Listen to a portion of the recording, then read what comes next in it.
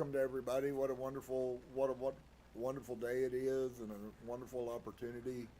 I hope you guys have been strengthened and enriched by the the really wonderful journey that we've been on through this stuff.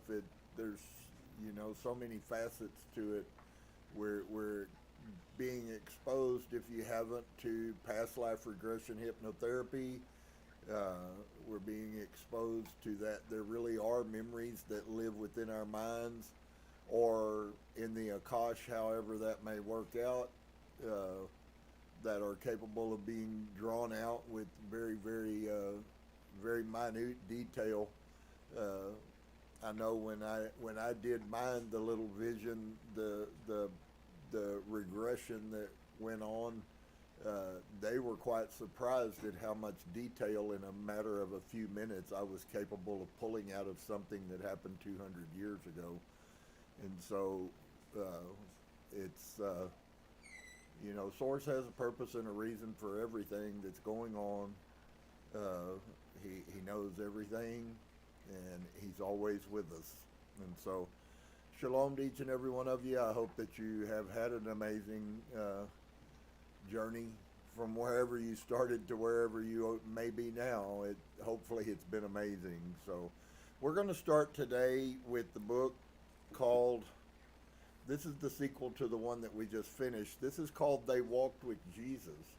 And these are other pieces that I believe came out of this, but also I think came out of some other past life regressions of people over the course of her journey of 40 years that she encountered, who also had pieces or messages or pictures of Jesus or his time.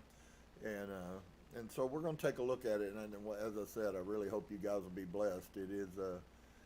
There's a lot for us to think about that is so foreign to Christianity and the beliefs that we were raised with. So if we could come together to our heart, and we say to you, Namaste. All right. Dolores starts in chapter 1, Discovering the Jesus Encounters.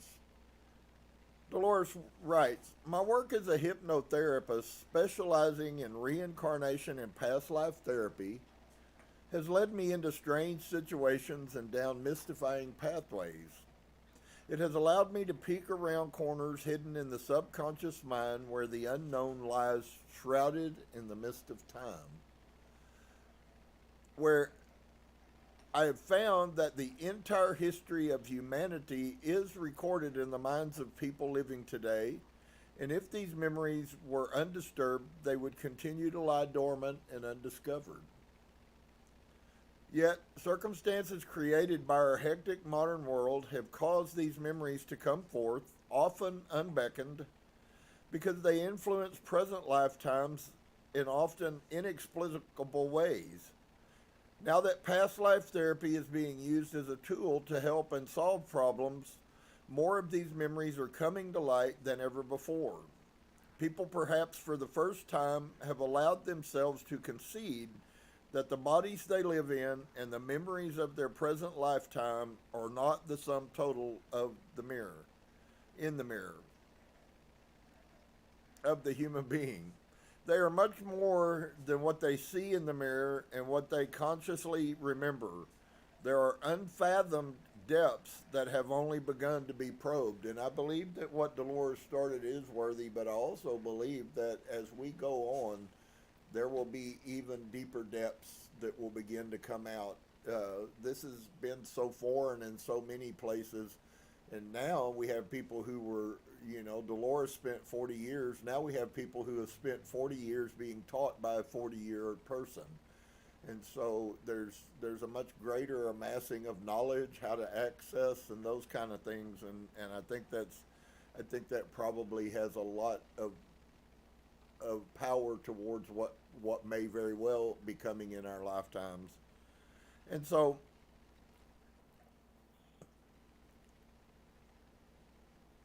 people have perhaps for the first time, allowed themselves to concede that the bodies they live in and the memories of their present lifetime are not the sum total of the human being. They are much more than what they see in the mirror and what they consciously remember. There are unfathomed depths that have only begun to be probed. Since I began my work in '79, I have found that we all apparently have memories of many past lives lying dormant in our subconscious. As long as we can function satisfactorily in our normal waking states, it is not important to explore these memories. I believe the most important lifetime of all is the one we are presently involved in, and that is our purpose for existing in the world at the present time. We must endeavor to live this life in the best way possible. Many people argue that if reincarnation is a truth, and if they have lived countless other lives, why don't they remember them? The subconscious can be compared to a machine, a tape recorder, a highly advanced computer. In our present daily lives, we are constantly being bombarded by millions of minuscule and mundane pieces of information, sights, smells, sounds, sensory input. If all this information were allowed through our conscious mind, we could not function. We would be totally overwhelmed. Thus, the subconscious acts as a filter and a guardian. It allows us to focus on the information we need in order to live and function in our society. But it is important to remember that all the other data that has been collected is still there in the computer memory banks. It is never lost, but stored away by a miser-type subconscious. Who knows the reason why? It is all there and can be tapped into. If a person were regressed to their 12th birthday party in this lifetime, they would recall and actively relive the entire episode. They would know the names of all of the children present, and if asked to do so, would even be able to describe the food and the presents and furnishing and wallpaper in detail. These are some of the mundane pieces of information that have been stored with the record of the birthday party. A complete recorded film and tape library exists in the mind to recreate the scene in minute detail. Every single day and every event of our life is similarly recorded and can be accessed if necessary. Thus, if all of our present life is available to the subconscious, all of our former lifetimes are also there ready to be accessed. I like to compare it to a gigantic videotape library. We ask the subconscious to pull out the appropriate past life on videotape and insert it into the memory machine. If we realize the enormity of such a memory bank, we can understand why it would not be wise. It would in fact be detrimental for those memories to be conscious in our daily waking states. We would be overwhelmed. It would be extremely difficult to function if other scenes and former karmic relationships were constantly bleeding through and overlaying onto our lives now. Thus, the subconscious is selective in allowing us to focus upon what is most essential to living in our present situation and environment.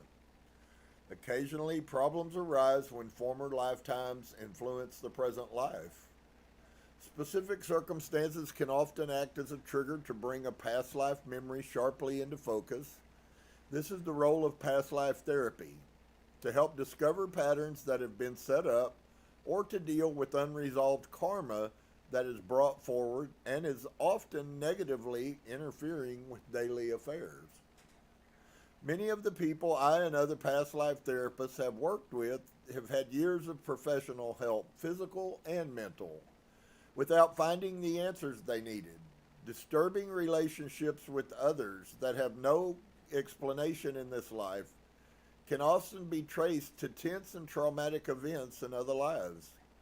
Many phobias and allergies have their source in other lifetimes.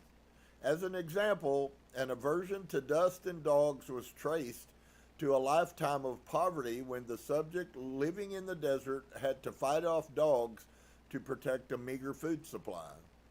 The origins of physical ailments that persist and resist conventional treatment can often be found in other lifetimes. A subject's long history of severe neck pains were traced to two violent deaths, one by a guillotine and another by an Indian's tomahawk being buried in the back of the neck. A young college student could not complete his classes because severe abdominal cramps emerged during times of stress.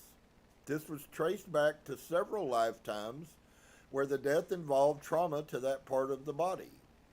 Death by sword, being run over by a carriage, being shot, and so on.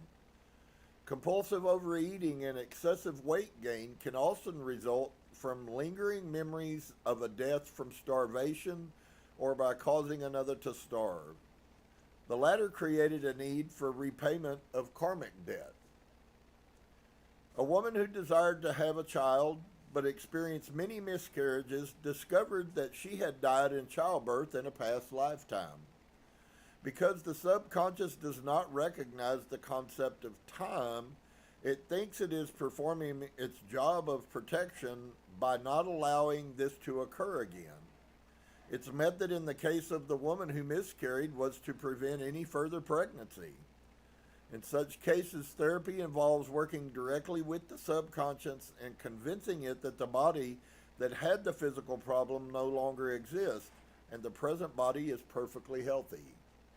Once it realizes the difference and that the present personality is not at risk, the problems are quickly resolved. Sometimes the answer can be found in a single past life. At other times, the cause is more complex. Being a pattern has been set up by repetition that spans several lifetimes. It is important to stress that, like all therapy, past life work is not a magic cure-all. Once the clues are discovered, the present personality still must use them as tools and incorporate the information into their present life. When the person applies the knowledge and works with it, the results can be both startling and satisfactory. Over the years that I have worked with hundreds and hundreds of subjects on a myriad of topics, there have occasionally been interesting cases that required more study. However, the vast majority of cases dealt with lifetimes that one would probably consider mundane and boring. It would appear that nothing interesting happened in them, but these are precisely the type of cases that add validity to past life regressions. If at some time in a future life any of us were regressed to this present life, we would probably return to ordinary scenes, because that is the way life is. Few of us are important enough or do anything sensational enough to get our names in the newspaper and on the TVs. There are many more ordinary people in the world than famous ones. Even though I might consider a regression to be uneventful, the important point is that it helps the subject find what they are looking for. Many times after such a session, I thought the person would be disappointed. I was surprised when they said the memory was of extreme importance to them and explained something that they had always wanted to know about. Thus, I am not the one to judge which memories are important and useful as a therapeutic tool. These types of countless and mundane regressions are the norm and would never be written about unless it were as an accumulation of types of lives, or as a condensed version of history as told by several people living in the same time periods. My books have come from the select few cases when I was fortunate enough to work with a subject who happened to be living in an important time in history, or was associated with an important personage. I have never yet discovered a Napoleon or a Cleopatra, and I do not expect to. The odds are more likely to find a lifetime where the subject was associated with Napoleon or Cleopatra. In such a case, you would have to focus on their memories of that famous person, and you might never obtain any details more personal than that. Even if the person happened to live during an important historical event, they would only tell you what they personally knew. For example, the peasant would not be privy to the details known by the king of a country, and vice versa.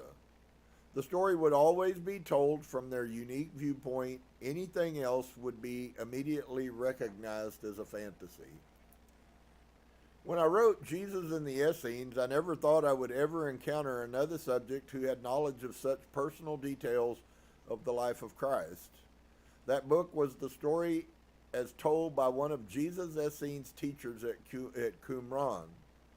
It occurred when I regressed a young girl to that time period and made the startling discovery the girl had not even completed high school, and this made the Jewish historical and theological data even more important because she had no way of compiling this information from her education.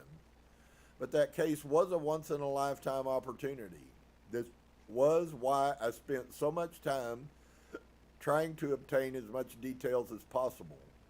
The idea of ever encountering another subject who had lived in the same time period and who had also been associated with Jesus was remote. I have regressed subjects to the time and the era, but they recounted normal lifetimes as a Roman soldier, a person living in Jerusalem, or someone selling wares in the market. They did not mention Christ, even though they probably were living in close proximity to him. This adds validity to my findings because it shows that people are not prone to fantasizing the desire they have been associated with Jesus. When given the opportunity, they still told their own unique story. It is probably true that throughout the world, there are a great number of people who had a past life with Jesus and who carry this memory locked in their subconscious. But what were the odds of encountering any more of them in my work with regressive hypnosis? I would say the odds were slim and justifiably so. I certainly did not expect it to happen again after my experience with Katie and the writing of that book in 1985. I did work with a woman who was so convinced she had lived at that time, she tried to fantasize a memory under hypnosis. I do not believe she was trying to be deceitful or had ulterior motives. She just strongly believed that she had been Elizabeth, the mother of John the Baptist. And no one was going to convince her otherwise. She wanted a regression to prove this to herself and her doubting family. I agreed to do a past life regression with her, but I was not comfortable with it, and thus I was even more observant and diligent about monitoring the subject. As soon as she had gone into a trance, she began to describe the setting of the Holy Land and her association with John and Jesus. She became very emotional as she talked about John's arrest and his impending death, and there were several things that immediately disclosed that this was a fantasy. When I began to ask probing questions, she could not answer them. She stuck strictly to the biblical version and did not depart in any way. In other words, she could not answer any question that did not relate to what was available through reading the Bible. Another clue was her bodily behavior. In normal trance, the subject will lie almost motionless while their breathing and muscle tone changes and rapid eye movement increases. These are signs that are noticed by the hypnotist and are monitored to determine the depth of the trance, also to alert any sign of trauma. This woman did not lie quietly. Her body displayed agitation. She was constantly wringing her hands. Her breathing was erratic. Her eye movements were not correct. Her entire demeanor displayed distress. After a half hour of this, during which time I was constantly using deepening techniques, she suddenly did what I call a leapfrog. She jumped from the scene she was describing into a scene related to a different life. This time, she was an Italian priest of a small and a poor church. Her body relaxed, and a normal and mundane regression ensued. She told the story of a misfit priest who was very unhappy with the life fate had dealt him. I also relaxed because I knew we were once again on solid ground. It was obvious what had happened. Her subconscious was trying to fulfill her wish and fantasize a lifetime with John and Jesus. But as the trance deepened, it could no longer keep up the pretense, and a normal regression came to light. Another time occurred during this session, which was happening on rare occasions. During the fictitious regression, I felt an extreme amount of energy emanating from her body. When this happens, it feels like heat and creates a pulling, grasping effect on my body. It is most uncomfortable and can disrupt my monitoring and concentrate on questions. Often, if I can, I will move away from the subject. A few feet is often sufficient until the sensation subsides. During this time that the woman's disturbing energy flux was occurring, I noticed that the tape recorder had stopped running. While continuing to ask the subject questions, I also tried to deal with this mechanical necessity to my work. When I opened it, I found that the tape had jammed and was wound around the head. I put out a long stream of mangled, twisted tape. I then inserted another tape and continued with the session. As she entered the normal regression of the Italian priest, the tape recorder operated smoothly. As I said, this has happened on rare occasions, and they were usually cases involving great tension and anxiety in the subject. Could the energy field, which I could actually feel, somehow affect the tape recorder? I have also had cases when extreme static or noise would obliterate the voices on the tape. I believe this shows that there is more going on during past life regression than we think. There appear to be invisible energies present and emanating from people involved that can actually affect machinery, especially something as sensitive as a tape recorder. When the woman woke from the trance, she was totally absorbed with her supposed memory of the lifetime with Jesus. She thought this was proof and dismissed the other lifetime of the priest. She was also distraught when I told her the tape recording of that portion had been ruined. Besides the mangled tape, the wheels had jammed and the tape could not even be rewound. She begged me to somehow restore it because she had to have it. It was the most important thing in her life. This is another clue that the memory was not real, because a valid regression does not carry this type of reaction. The subject normally denies that the experience is real, saying they probably read it somewhere or saw it in a movie or on TV. Denial is the primary reaction, and it is normal for them to say, "Oh, I probably made the whole thing up." I believe this is the conscious mind method of dealing with something so foreign and alien to its way of thinking. And past lives are certainly foreign to the average human's way of thinking. Thus, I experienced the subject's innocent attempt at fantasizing a lifetime that would have somehow fulfilled her desire to have lived these important historical personages. It was also further proof to me that these cases cannot be faked.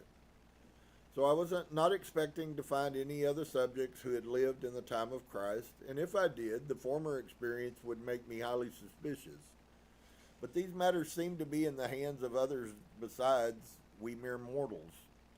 The cases I am led to explore seem to come from higher sources that are certainly beyond my control. During 1986 and 87,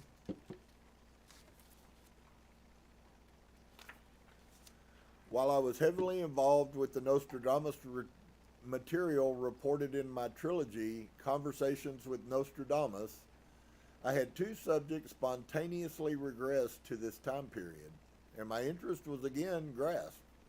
I have often wondered what the odds of this are, but I have since learned not to question the reasons because I appear to be led inexplicably to the cases I am meant to report.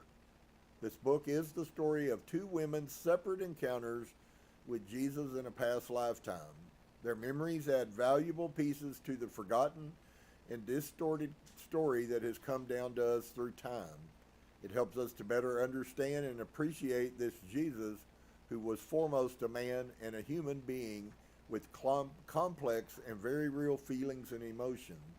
He was certainly a master teacher who understood the mysteries of the universe and attempted to reveal them to mortals of his time. As he said, "These things shall ye do and more." But he was also a human, and this is the part of this story that has been overlooked. In this book, as with Jesus in the Essenes, we have that rare opportunity to see him as the people of his own day saw him. It paints a picture of him that is deeply personal and real. Maybe at last, the true Jesus can be seen and appreciated as the marvelous human that he was. Enter the world of the unknown, the world of regression hypnosis. Chapter 2, A Meeting with Jesus.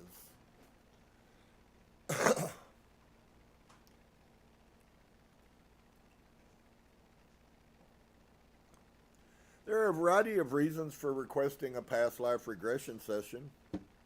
Many people have a definite problem that they are attempting to resolve, whether it is physical or emotional. karmic relationships with family members, or other significant people in their life. Often cause problems that require help. These people have often exhausted conventional resources, both medical and psychiatric, and turn to past life therapy as a possible solution. Then there are always those who request hypnosis for past lives purely out of curiosity, just to see if they did indeed live a former life. When Mary called for an appointment, it was uncertain what category she belonged to. She was a very attractive woman in her late 30s. She was divorced and trying to raise 2 sons by herself. In order to do this, she had started her own business, a small plant nursery and landscaping operation. Her schedule was busy, and our sessions had to be worked in amongst other appointments. She would arrive in her small van loaded with plants. After the session, she would continue with her business deliveries.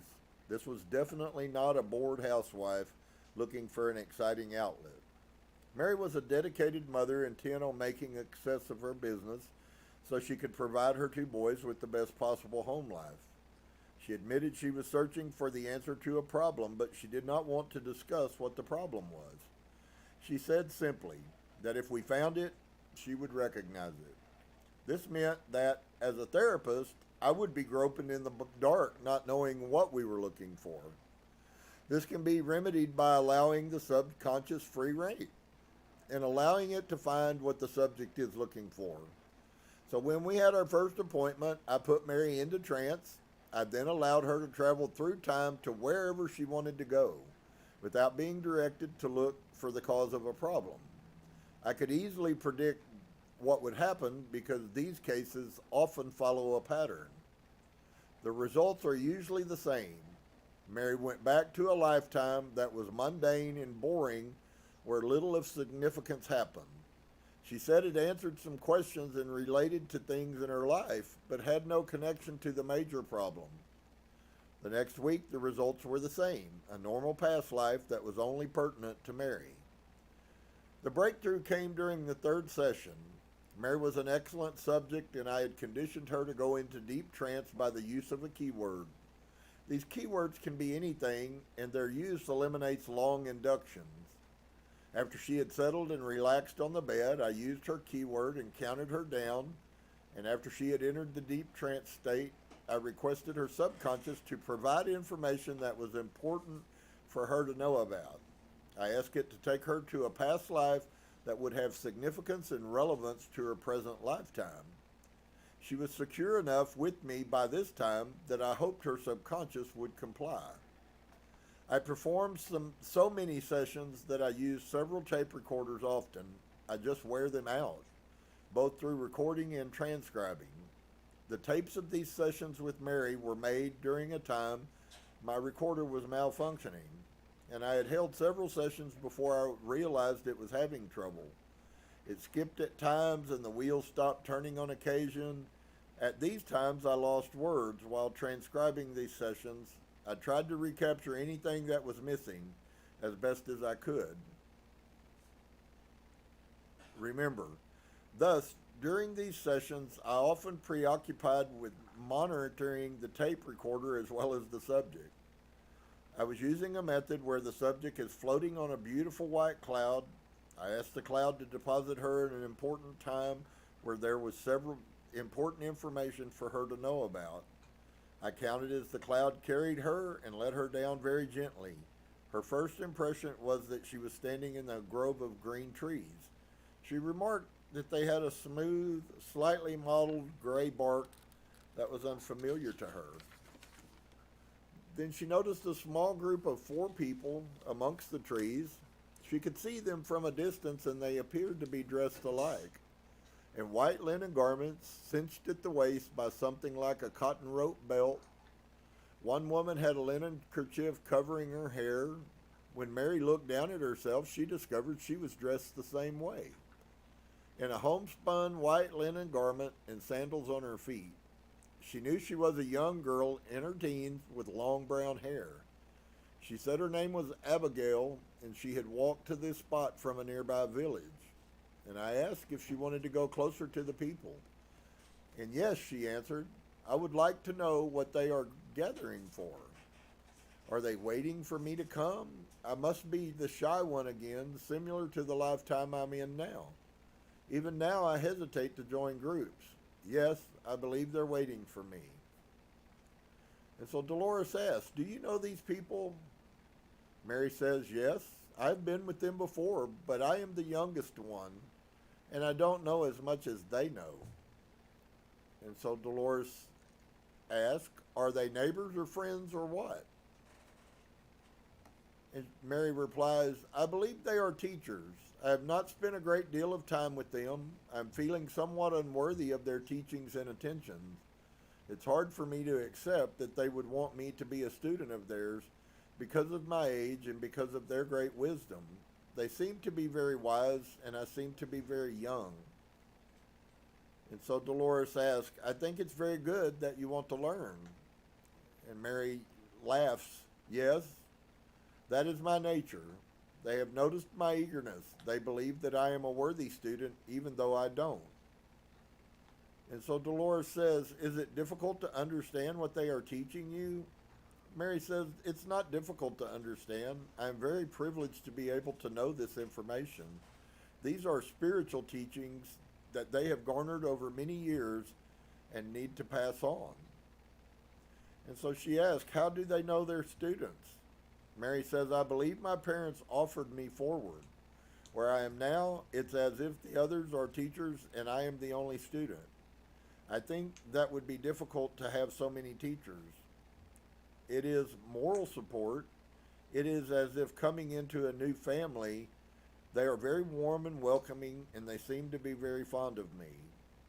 Do you know what country we are in? And have you ever heard anyone say? And she, with a long pause, the word Palestine comes to her mind. It is hot there. Is it hot there? Dolores asks. And Mary says there's a breeze. It's warm out in the sun, but it's cool under the trees. It is a very pleasant location to learn. I like my studies with them. This is a very pleasant experience. And so Dolores says, do you have to read or write?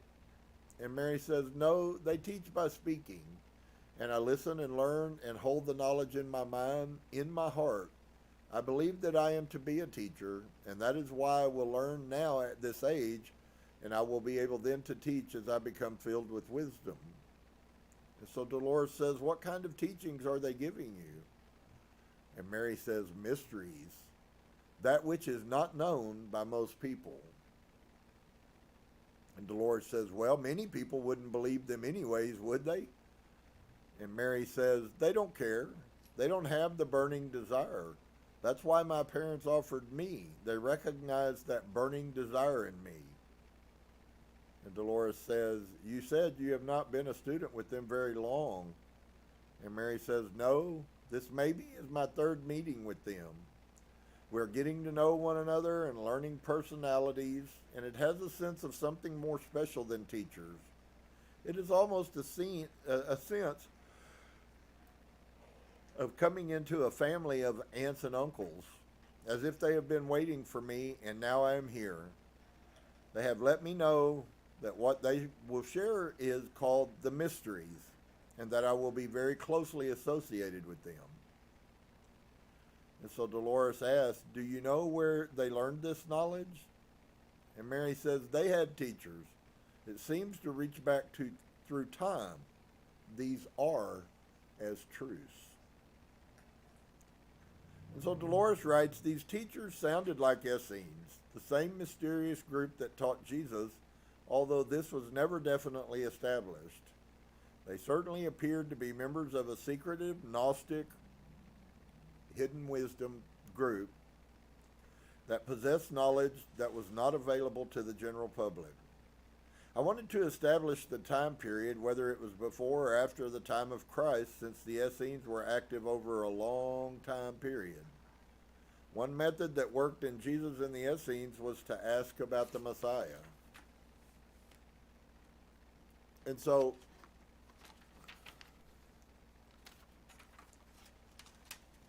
Dolores asks, has the Messiah come yet to your country, or do you know? And Mary pauses, the Messiah. And Dolores says, have you ever heard that word? And Mary responds, the Messiah, it seems if that is something that will someday be. I don't know of that. Are there Jewish people where you live? People that study the Jewish religion? And there's a long pause. It doesn't seem to be pertinent.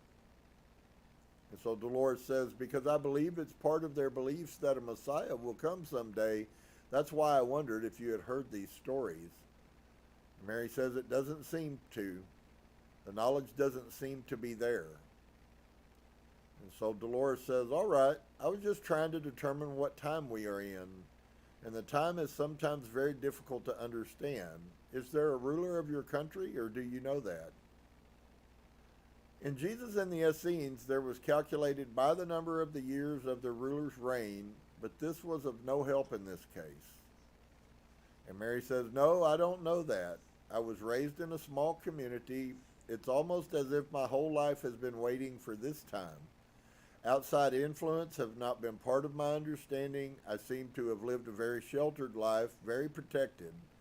We have a community, a small village, and I know the village people, but nothing of the larger world, as if I was being untouched, so that when the time came from the teachings, I would be almost as virgin material.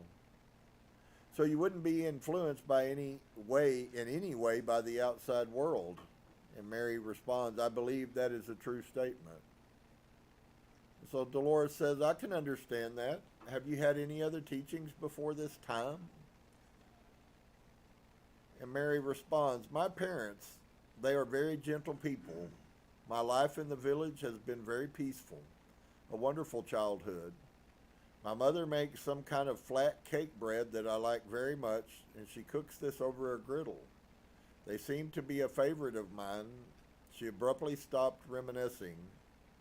But now I am no longer a child, and it is time for me now to enter a new part of my life and to put away those fond memories.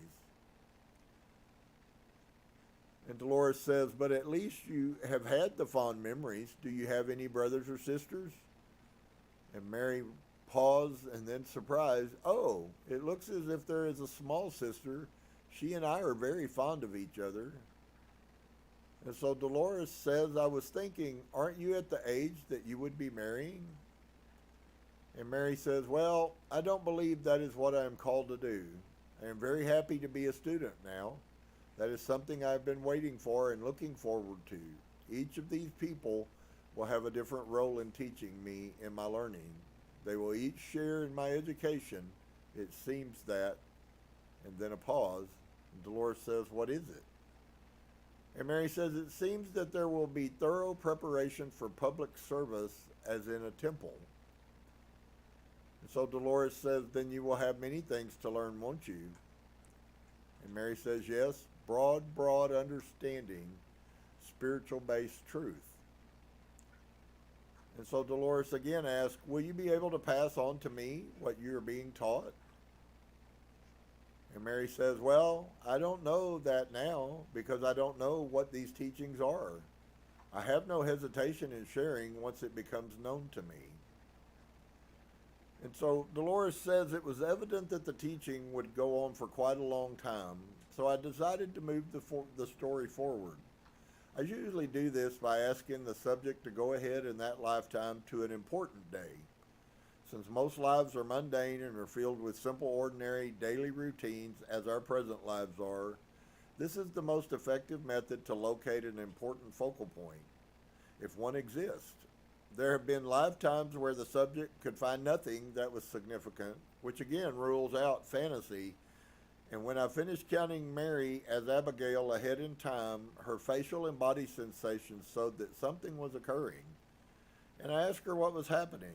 There was no answer, but from her definite physical reactions and her deep sighs, I knew it was something disturbing. And so Dolores asked, what are you experiencing?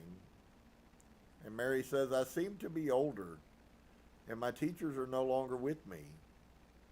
So Dolores asked, did you study a long time with them? And Mary responds, yes, 14 years. So Dolores says, "Where are you?" And Mary responds with a pause, "I seem to be at a temple. There is something not, all is not well." And so Dolores asks, "What is the matter?" There is a long pause. "I believe that I am not being allowed to teach. It is as if my mind is full and there is a constricting band around my head. I am not being allowed to share. It's my people. It's as if I have been put away." And so Dolores says, "But you have so much knowledge. Why wouldn't they allow you to teach? You have many important things to pass on." And Mary responds, "They are not happy about the knowledge that I have." And so Dolores says, "Who are they?" And Mary responds, "The elders, the men. I am a woman. They say women are not worthy to be taught anything. I am not to have this kind of knowledge. They don't want me to teach painfully my head." When the subject is experiencing real physical sensations, I always remove these. These can be reported from an objective viewpoint rather than by actual reliving any pain or discomfort.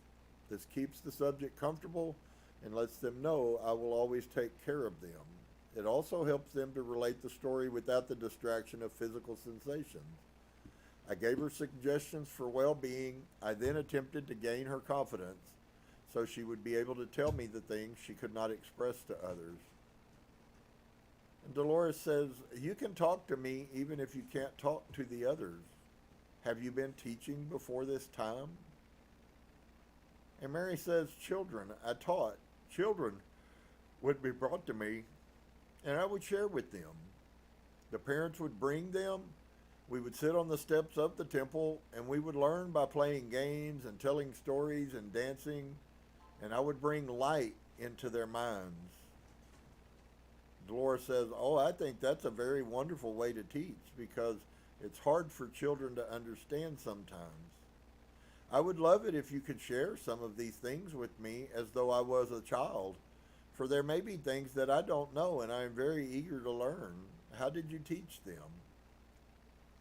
And so Mary says, "We had a bird, a little white, like a pigeon, very beautiful, and she had a sudden revelation, a turtle dove. The turtle dove was a friend of mine.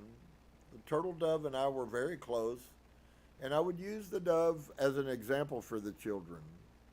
I brought the dove in the cage and then showed the children the cage door was open. The dove could walk out and look around and see new faces and have a larger space in which to roam, and indeed to take wing and fly. I was showing them all the children have this opportunity, this chance, this doorway that opens into a much larger understanding. And that if they come to me and spend time with me, they start to understand the world is much larger than their little cages, and that their spirits can expand into this space. There is nothing between them and flight, that they too can fly and be supported by the winds of the Spirit. Ascend higher and higher, and come back to the people that are in this earthier place. And they can say to these, 'Come, look what I have found. Come, fly with me,' and then take someone with them." And Dolores says, "That's very beautiful." Mary responds, "Oh, the turtle dove is a wonderful, wonderful spirit friend." And so Dolores says, "I like that because I can understand it too." And Mary says, "Oh, yes, there's so much more out there that you can ever imagine. The children are so precious." And Dolores says, "What else did you show them?" And she shifted from remembering the event to experience it as though she moved to that scene. Mary says, "There's something red lying over there on the step," and she seemed to be studying it. It seems to be two pieces of wood, cylindrical. They're lying there waiting to be used. "What are they used for?" Dolores asked. "A revelation. Oh, they're used for rhythm. They're used for percussion," smiling broadly. "They're used to keep time as the children dance. Let me see." and a pause as though watching. Dolores says, "What's happening?" Mary laughs. "Oh, we dance up and down the steps, and the steps are very broad and spacious. They are deep and are very long. It is just a wonderful spot. Surprised, it's not unlike the grove. As the pillars and the overhang." Mary laughed, "The shadow and the cool, but the sunshine just on the other side. The children are very happy to come here. They have a lot of space, and they have their time with me. It's a very special time for all of us." We learn through dancing as we go in and out and circle around. What kind of lesson could be taught with the dancing? She says, the importance of a physical expression of their inner emotions, of allowing what is in them to become manifest in action. And as we now learn simple rhythms, simple patterns, simple steps that bring release and joy, and are accompanied by rhythm and music. We use a tambourine also. They will be able to learn at this tender age those ways to express what they will be required to use when they are older and teach and themselves teaching. They must stay in touch with expression. They are encouraged not to hold it all in, but to give it voice, to give it action, to see a pattern and to know that there's a goal. This is all held in the very simple beginnings of this little dance. It's a pattern they learn now, and it will enable them to carry that into their adult life when it's not so easy to express spontaneously some patterns and some actions. They will be able to recall how in their youth there was spontaneity. They will remember the joy that produced in them and that freedom, that happiness. There's such joy in God's Word. There's such joy in His Spirit. As His Spirit moves through and is manifest in action, it is a very joyful experience. "It sounds as if it is," Dolores says. "I think you are a very good teacher." And Mary says, "Oh, thank you." And Dolores says, "You have very good methods." And Mary happily, "Thank you." I got the impression she was not used to receiving compliments for her work. "What city are we in, and where is this temple?" And Mary responds, "Jerusalem." "Do they have a name of this type of teaching that you do? I am thinking of an organization or a group that you might be a member of." And Mary says, "I seem to be solitary." Dolores says, "What does that mean?" Mary says, "I am not associated. I seem to be attached to the temple. That is where I sleep. My needs are met through my service in the temple." "It sounds as if this is a large temple." And she says, "Yes, it is a large temple. Open tall columns and altars. What religion is the temple to?" And she paused. "I believe Jewish." This was further indicative that she was associated with another group. Was it the Essenes? And so Dolores says, "You were talking about God's Word. I so wondered what God you worship." And Mary says, "Well, my understanding is different from the understanding of the men. As long as I deal with the children, I am humored. I am to keep silent in my understandings." And so Dolores says, "I can't see anything wrong with them." And Mary responds, "The priests," she hesitated as if it was difficult to explain, "it is very distasteful to me. Their behavior, their teachings, they are so closed, they are so dark, they are not of the light, they are not of the truth even. They keep people away from the immediacy of the experience with God. He's not somewhere far off. This is so hard to get to. He's not angry at us. He doesn't require us to kill beautiful animals as a sacrifice. He is with us in every breath we take. He is part of us. He lives within us. We are God in physical form. We are it. It's not something far away that we cannot attain to. We are not unworthy rabble. We are each holy, each given these beliefs, and we have that essence of holiness. It's just so covered up that it can't shine forth." This was all said quietly, but with much emphasis. "It is frustrating. I have a sense of having so much understanding and not being able to teach." And so Dolores says, well, maybe this is why I've come. You can teach me and it will help you, so you won't feel so restricted. But the priests are teaching people these other beliefs. Mary says, it sounds very exalted, very far above the common people, as if the common people cannot get to God directly without the priest. It is their part, but it keeps the people away from knowing that God is in them. Are you the only woman teacher? And Mary says, I am the only one. I have some kind of service. The children seem to be an acceptable way to get me out of the mainstream and into an appropriate woman's place. When I later did my research, I discovered that in Jesus' time, there was no requirement of attendance at any school. If a Jewish male child received education, the only schools connected with the synagogue and the only school books were the Hebrew Scriptures. To the Jews, knowledge meant knowledge of the law of Moses or the Torah. Nothing else was taught, and education meant merely education in religion. Anyone who understood the law thoroughly and had the facility to explain it, provided he chose to teach, was regarded as a learned man, a rabbi. Adherence to the strict letter of the law was regarded as a prominent characteristic of the learned man of the time. We discovered in Jesus and the Essenes that there was a very strong male chauvinistic attitude as we now know it in Palestine at the time. Women had highly defined roles, and any deviation from these was not accepted. They were not educated, and they had their own section in a temple so as not to mix with men during worship. Abigail's case is not a contradiction with these rules because she indicated that she was not Jewish. She had to have been educated by another group that was not bound by these regulations. The Essenes had no such restrictions and taught everyone according to their own desire and ability to learn.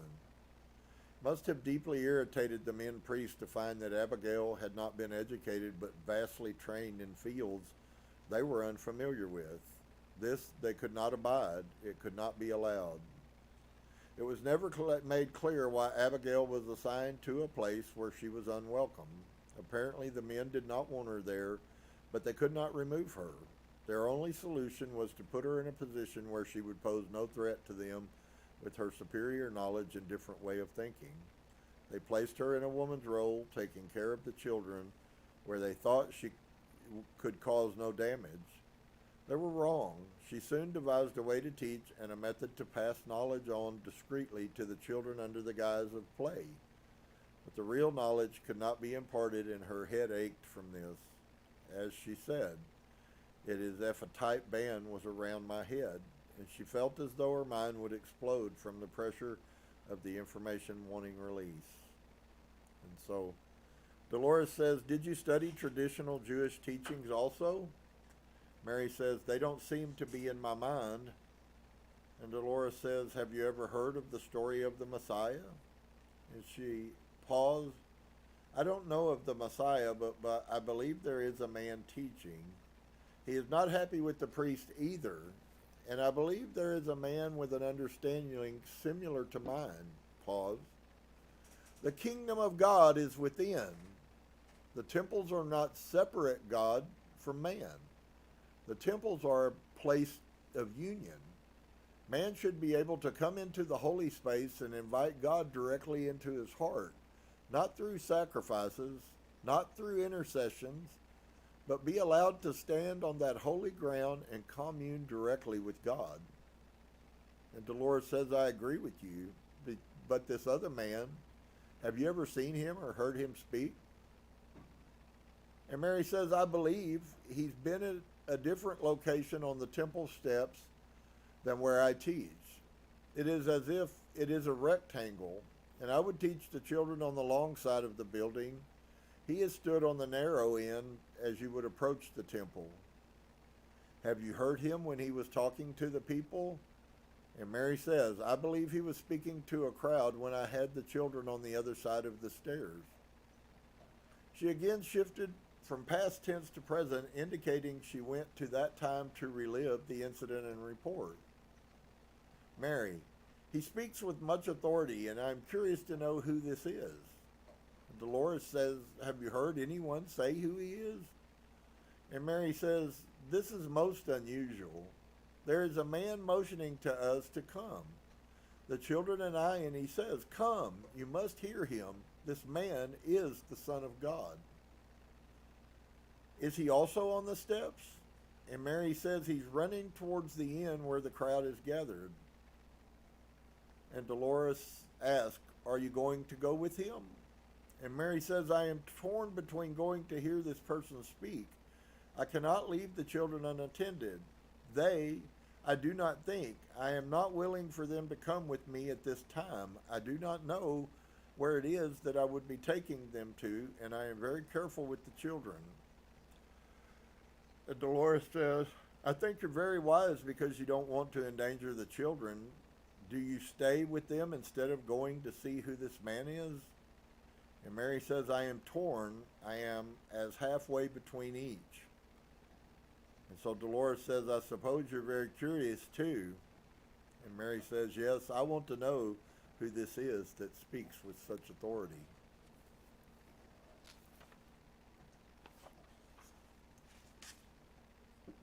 Dolores asks, can you hear him speaking?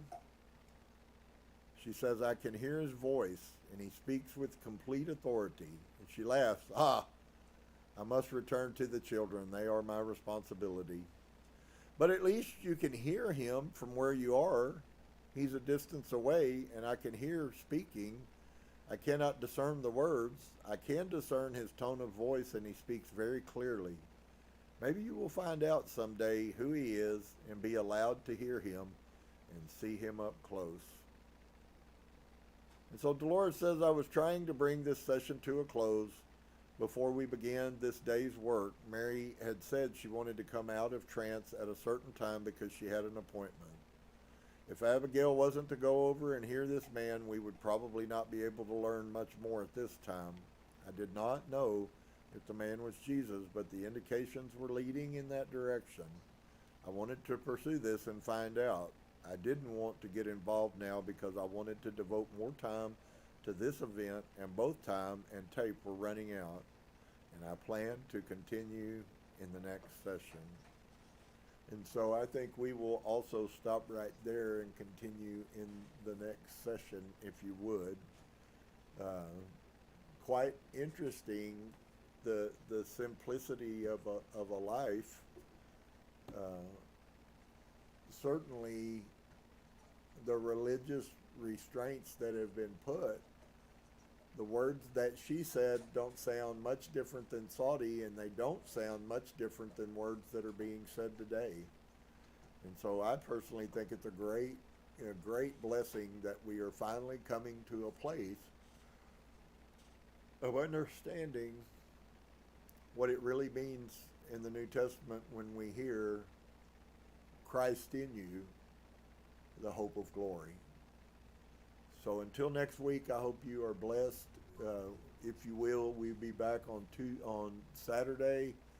We're going to worship Source, hopefully. We have everything in our advantage, friends. God does love you. God's not mad at you.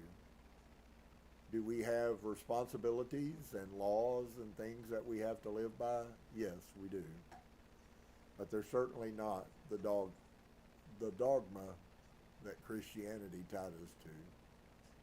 So, if we come together and we say to you, dear one, namaste. I hope you guys have an amazing rest of your week, and may Source prosper you both physically, mentally, and spiritually. Shalom.